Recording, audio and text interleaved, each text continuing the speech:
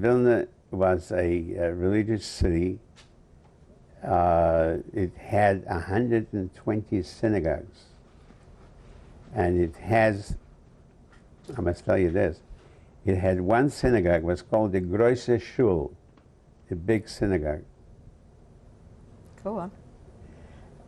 And it was marvelous. It was a fantastic synagogue. I have a picture of it. The Polish government did not allow any building in the city to be taller than a church. So this synagogue could not have been built taller than a church. But the Jews are not too stupid. So instead of building them up, they built them down. And this fantastic synagogue was built below this street surface. And this way it was able to acquire the view and the appearance of a very tall, beautiful building. My grandfather, my mother's father, as I said, was a very, very religious man. But we were not. But come holidays, my mother, even though we didn't have much money, but she would use the last penny to get plenty of food for Passover or for Rosh Hashanah, and we would scramble together some pennies to buy not a chicken, but a rooster, because the rooster was cheaper. But she would make a holiday, it was to be enjoyed.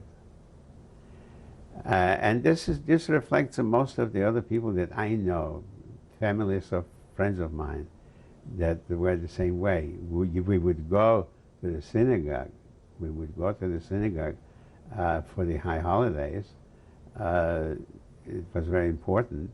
Simchas Torah was a fantastic holiday for the children. Children would have flags with an apple and a candle in it, and run around, and it was wonderful. Wonderful years, even though we were poor and the situation with the Jews was not so good. But when the holiday came, we revived.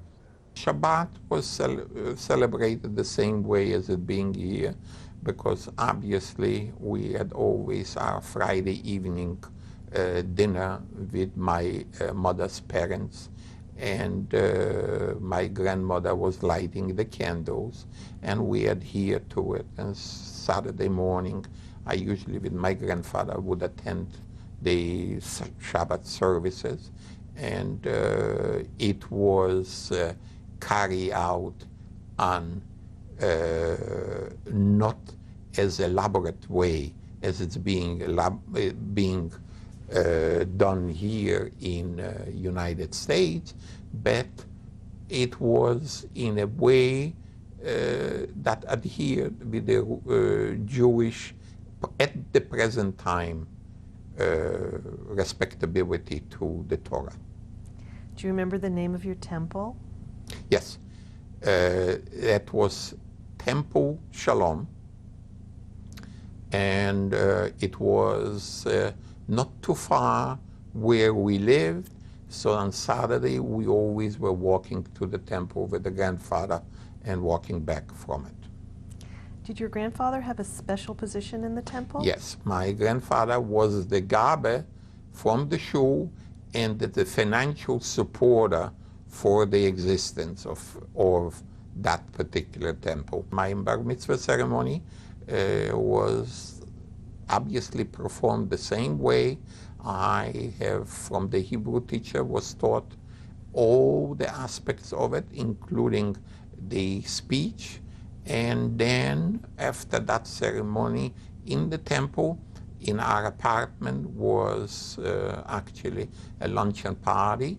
And I remember that I had a speech then also written to the people, which I have actually spoken in Jewish, but being tiny at that time, I remember I was standing on a chair and have had the speech done to about 45 people, that I remember the first time applause and being able to be a direct and very expressive speaker.